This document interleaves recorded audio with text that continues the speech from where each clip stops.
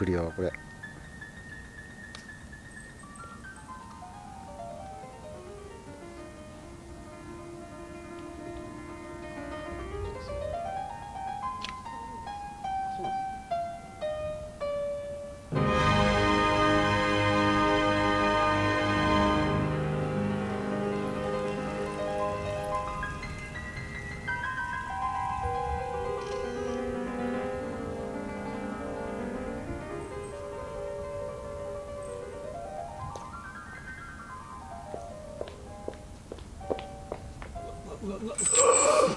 今見逃した。トリン見逃した。すごい。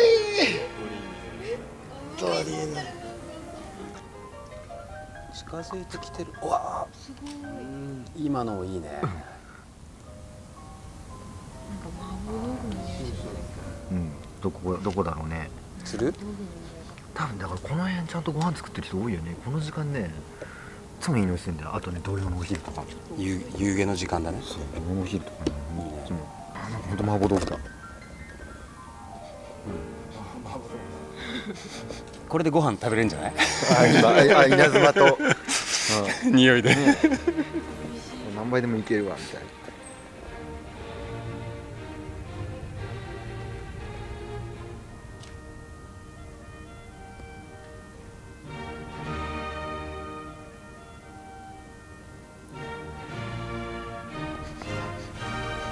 カレーっぽくもあるけど。麻婆ですね。